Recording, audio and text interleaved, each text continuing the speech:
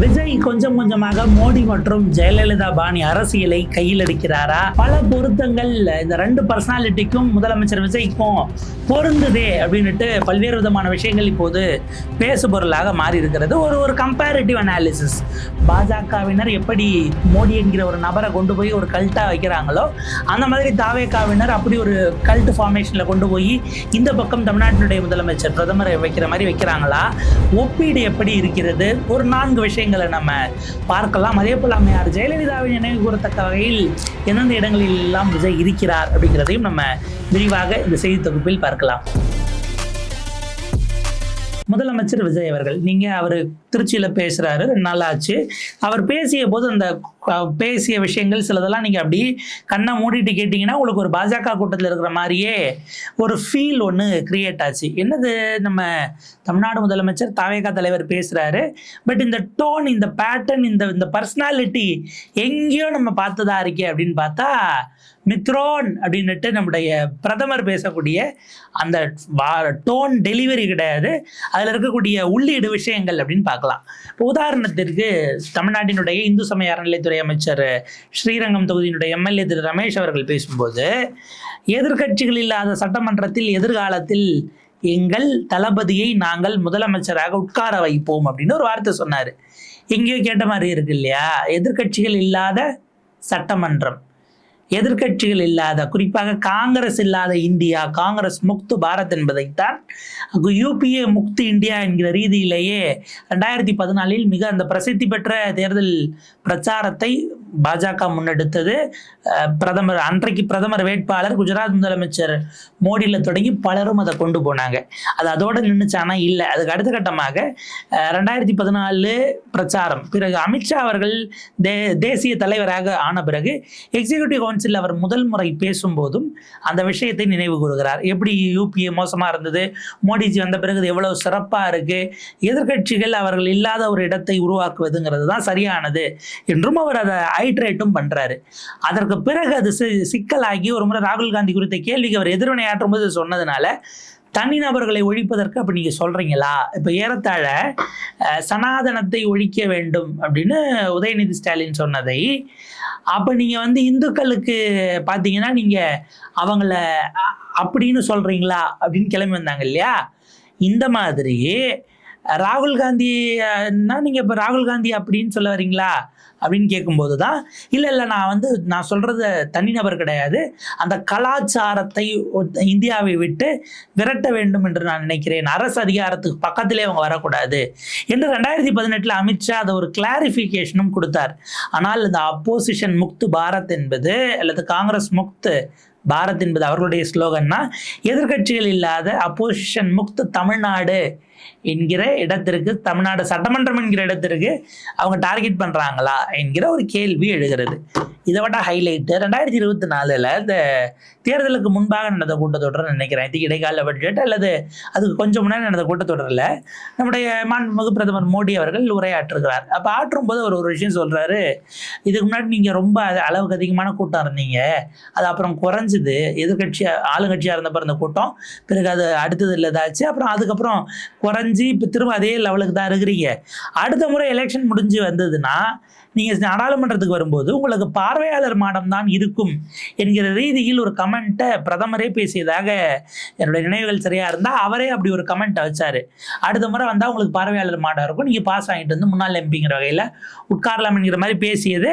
ஆனால் அவருக்கு 240 வந்துச்சு, இவங்க 57 பேரோ என்னமோ வெளியில் 100 பேராக காங்கிரஸ் மட்டும் உள்ளே போனது. எதிர்கட்சிகள் ஏறத்தாழ அவங்களுக்கு ஒரு 230 240 எம்பிகளோட பாஜக என்டிஏ அல்லாத கட்சிகள் அப்படிங்கிறதுக்கான பிரதிநிதித்துவத்தை உறுதி செய்து விட்டு உள்ளே போயிருக்கிறார்கள். ஒரு 220 230 வரைக்கும் அவங்களுக்கு எண்ணிக்கை இருக்கும். ஸோ இந்த மாதிரியிலான விஷயங்களை நம்ம பார்க்குறோம். அதிலிருந்து திமுக வெளில வந்துருச்சு, இதெல்லாம் நம்ம கழிச்சுக்கிட்டாலும் கூட அதிகாரப்பூர்வமாகங்கிற இடம் இருக்கு 2.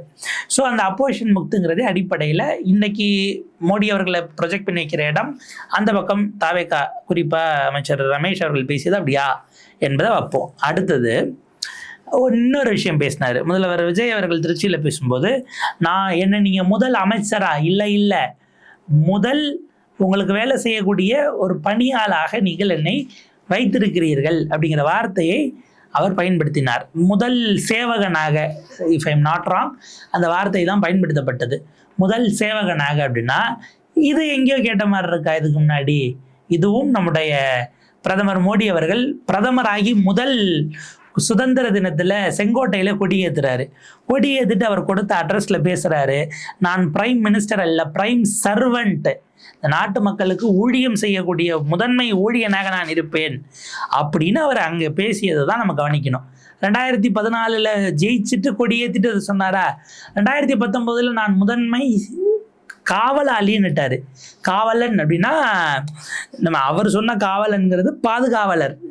விஜய் சார் நடிச்சிருது காவலன் படத்தோட நம்ம அதை லிங்க் பண்ணிக்க வேண்டாம்.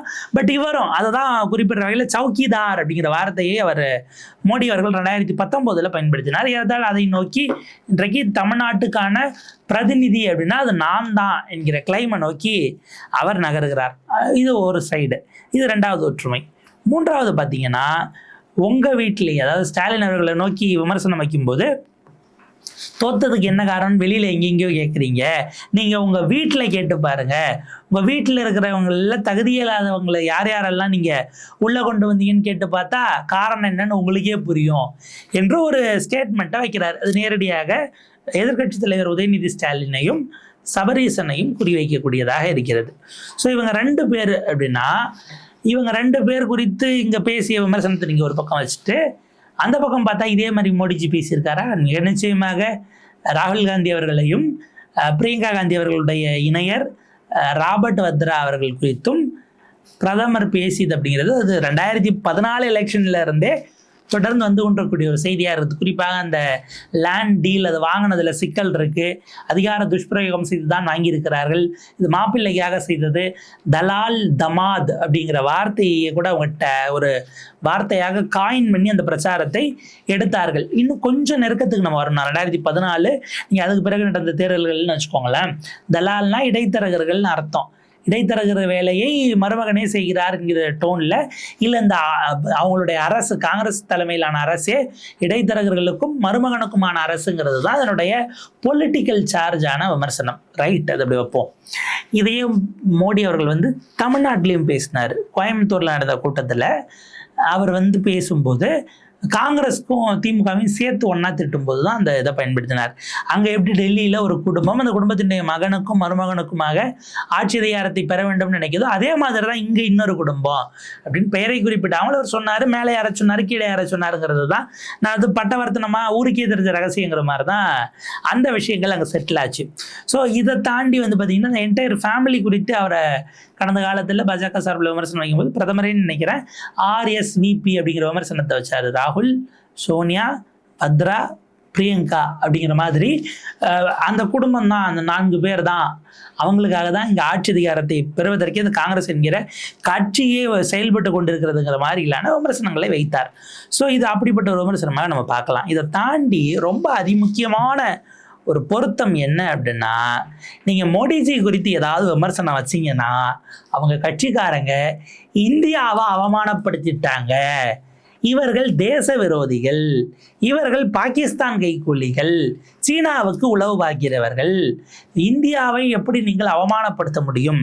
பாரத நாட்டை நீங்கள் திரும்ப திரும்ப பார்த்தீங்கன்னா ஒரு காலத்தில் India is Indira, Indira is இந்தியான்னு காங்கிரஸ்காரர்கள் எமர்ஜென்சி காலகட்டத்தில் சொன்னதெல்லாம் அதுக்கு முன்பு பின்பு வெவ்வேறு கான்டெக்ஸ்டில் பயன்படுத்தி இருக்கிறாங்க.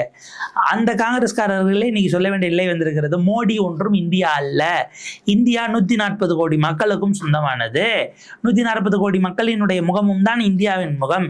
இவர் ஒருவரை கேள்வி கேட்டால், இவர் ஒருவரை நோக்கி விமர்சனங்களை முன்வைத்தால் அது இந்தியாவின் மீதான விமர்சனம் என்று சொல்வது ஏற்கத்தக்கது அல்ல அப்படிங்கிறத திரும்ப திரும்ப திரும்ப காங்கிரஸ் ஒவ்வொரு முறை விமர்சிக்கும் போதும் ஐயோ இந்தியாவை குறித்து காங்கிரஸ் இப்படி அவதூறா பேசிடுச்சுன்னு ஆரம்பிச்சிடுறாங்க. ஒரு கட்டத்திலலாம் நரேந்தர் சரண்டர் அப்படிங்கிற அந்த டெர்மினாலஜியை ராகுல் காந்தி அவர்கள் காயின் பண்ணார், மக்களவை எதிர்கட்சி தலைவர். அவர் காயின் பண்ண சமயத்தில் ஐ திங்க் சுதான்ஷு திவேதின்னு நினைக்கிறேன், பிஜேபியினுடைய ஸ்போக்ஸ் பர்சன், அவர் அதை எப்படி ட்விஸ்ட் பண்ணிட்டாரு, இந்தியா போய் பாகிஸ்தான் கிட்ட சரண்டர் ஆயிடுச்சுன்னு ராகுல் காந்தி சொல்றாரு, பாகிஸ்தான்காரங்க கூட இப்படி சொல்ல மாட்டாங்க அப்படிங்கிற மாதிரி அந்த டோன்ல அவர் இந்திய ராணுவத்தை அவமானப்படுத்தி விட்டார், பாரத நாட்டை அவமானப்படுத்திட்டார், அப்படியே ட்விஸ்ட் பண்ணாங்க. அப்போ பவன் கேரா அவர்கள் அல்லது ஜெயராம் ரமேஷ் அது தொடர்பாக ஒரு விரிவான ப்ரெஸ் மீட்டை கொடுத்து மோடி மட்டும் இந்தியா கிடையாது, மோடியினுடைய முகம்ங்கிறது அடையாளத்தை வச்சு இந்தியாவை சொல்வது ஆகாது, அங்கே மோடி என்கிறவர் எப்படி திறமை இல்லாமல் தன்னுடைய தோல்விகளின் மூலமாக அரசு சார்ந்த விஷயங்களில் நிர்வாகத்தில் சொதப்பி இருக்கிறாருங்கிறத குறிக்கக்கூடியது தான். நீங்கள் ட்ரம்ப் இது பண்ணாருன்னு விவசாய இதில் போய் கையெழுத்து போடுவீங்கன்னா அது சரண்டர் ஆனது இல்லையா என்பதாக அவர்கள் ஒவ்வொரு முறையும் விளக்க வேண்டிய ஒரு சூழல் வந்தது. இது பார்த்தீங்க அப்படின்னா அவர்களுக்கான ஒரு கல்ட்டாக இருக்கிறது. இதில் எக்ஸ்ட்ரா ஒரு விஷயம் ஆட் பண்ணணும்னா, நீங்கள் மோடிஜிகிட்ட 12 வருஷம் ஆச்சு ஜி, 2014 இப்போ 2026 ஆகுதோ, இந்த 12 வருஷத்துல நீங்கள் பல விஷயங்களை கொடுத்த வாக்குறுதியெல்லாம் செய்யாமல் இருக்கீங்க அப்படின்னு கேட்டால் அவர் அன்னைக்கு நேரு இருந்தார் அப்படின்னு ஆரம்பிச்சுப்பாரு. ஸோ நேரு அவர்களின் மீது விமர்சனத்தை வைப்பது அப்படிங்கிறது அவருக்கு முன்னால் ஆட்சி செய்த, முன்னாள்னா அவர் இமீடியட் முன்னாள் கிடையாது, அப்படி பார்த்தா டாக்டர் மன்மோகன் சிங் தான் இமீடியட் முன்னாள். ஆனால் மன்மோகன் சிங்கை விடவும் மிக அதிகமாக டாக்டர் மன்மோகன் சிங்கை விடவும் பட் இதை நேரு அவர்களின் மீதான விமர்சனங்கிறது பாஜக ஆர்எஸ்எஸ் இவர்கள் எல்லாம் தொடர்ந்து செய்து கொண்டிருக்கிறார்கள் அப்படிங்கிறத பார்க்குறோம். ஸோ அது எதை குறிப்பிடுகிறது அப்படின்னா தான் பொறுப்பை ஏற்காமல் இருப்பது அப்படிங்கிறது. இவருக்கு அஃப்கோர்ஸ் 3 மாதம் தான் ஆயிருக்கு. வரும் நாட்களில் இவர் அதை மாற்றி அமைக்கிறாரா அப்படிங்கிறது நம்ம இப்போதைக்கு அதை ஓப்பன்லேயே வைப்போம். ஒருவேளை அவர் மாற்றி அமைச்சு அப்படியெல்லாம் கிடையாது அப்படின்னு வேறு விதமான ஒரு அதிர்ச்சியை கொடுக்கலாம். இதை விட ஒரு படி மேலே போய் ப்ரெஸ்ஸை பார்த்து ஓ மை காட் அப்படின்னு பிரதமர் மோடி சொன்னதுங்கிறது, அதுவும் ஃபாரின் மண்ணில் போகும்போது ஏர்போர்ட்டில் மறித்து மைக்க போட்டது ஓ மை காட் அப்படின்னதெல்லாம் இன்றைக்கி வரைக்கும் வைரல் தான். கரூர் சம்பவத்தில் தொடங்கி பல்வேறு விஷயங்களில் ஊடகங்கள் வரும்போது இல்லை செய்திக்கு அவர்கள் கேள்வி எழுப்பும்போது இன்றைய முதலமைச்சர், தமிழ்நாட்டினுடைய முதலமைச்சர் என்ன ரியாக்ட் பண்ணாருங்கிறதும் ஊரறிந்த ஒரு விஷயமாக பொருத்தப்பாடு ரெண்டும் கொண்டதாக இருக்கிறது அப்படிங்கிறது இதில் நம்ம பார்க்கக்கூடிய ஒரு இன்ட்ரெஸ்டிங்கான மேட்சிங்காக இருக்குது. ஸோ இது பிரதமர் மோடி அவர்களோட, அம்மையார் ஜெயலலிதா அவர்களோட அப்படின்னா அந்த அரசு கேபிளில் பின்னாடி கொண்டு போனது. அதாவது அஃப்கோர்ஸ் திமுக ஆட்சி காலத்திலும் அந்த விமர்சனம் அதே மாதிரியான சேனல்கள் இருட்டடிப்புங்கிற குற்றச்சாட்டு இருக்குது. அதற்கு முன்பாக 2006-11 அந்த அத்தகைய குற்றச்சாட்டுகள் இருந்தது, நம்ம மறுக்கிறதுக்கு இல்லை. ஆனால் அது சும்மா ஒரு சாம்பிளாக எடுத்துக்கலாமான்னா 91 முதலமைச்சர் வேட்பாளராக நின்ற ஜெயலலிதா அவர்கள் 2 தொகுதியில் போட்டியிட்டார். ஒன்று பர்கூர், இன்னொன்று காங்கேயம். அவர் வெற்றி பெற்ற பிறகு காங்கேயம் தொகுதியினுடைய எம்எல்ஏ பதவியை ராஜினாமா செய்துவிட்டு மூத்த தலைவர் திரு ஆர்.எம். வீரப்பன் அவர்களே அங்கே இடைத்தேர்தலில் போட்டியிடுவதற்கு நாமினேட் பண்ணாங்கிறது தான் கடந்த கால வரலாறு. இப்போ இவர் முதலமைச்சராக இந்த தேர்தலில் 2 தொகுதியில் போட்டிட்டு இருக்கிறார், 1 ராஜினாமா செய்திருக்கிறார். ஒரு மூத்த தலைவரை கொண்டு வருவாராங்கிற கேள்வி இருக்குது. பட் இதை விட ஹைலைட் என்னன்னா 91-96 அம்மையார் ஜெயலலிதா குறித்து சொல்லும் பொழுது இந்த டிராஃபிக்கு கான்வாய் இந்த கட்டுப்பாடுகள் அப்படிங்கிறது ஒரு விமர்சனமாக வைக்கப்படும். திருச்சி கூட்டத்துக்கு முதலமைச்சர் நாளை காலுக்கு அங்கே பேச போகிறாரு, அதுதான் அவருக்கான ஸ்கெடியூலு. ஆன் டைம் தொடங்குறாங்க. ஆனால் காலையில் 7 மணியிலிருந்தே வாகனங்களுக்கான கட்டுப்பாடு என்பது விதிக்கப்படுகிறது. ஏறத்தாழ 9.25 மணி நேரத்துக்கு முன்னாடியே கனரக வாகனங்களுக்கான கட்டுப்பாடு காலையில் 7 மணிக்கு தொடங்குது. மற்ற வாகனங்களுக்கு 10 மணியிலிருந்து தொடங்குகிறது. இங்கே ஒரு 6 ஹவர்ஸு கனரக வாகனமாக இருந்தால் அதுக்கும் மேலே கூடுதலாக ஒரு 5 மணி நேரங்களுக்கு இந்த மாதிரியான விஷயங்கள் இதெல்லாம் போவது தான் நம்ம பார்க்க வேண்டியிருக்கு. ஸோ இந்த பேட்டர்ன் ஒருவேளை அவசரப்பட்டு திரும்ப அவர்கள் கடந்த ஆட்சி காலத்தில் ஜெயலலிதாவின் அரசியல் வாரிசு அப்படின்னு ஸ்டாலினை சொல்லிட்டாரு.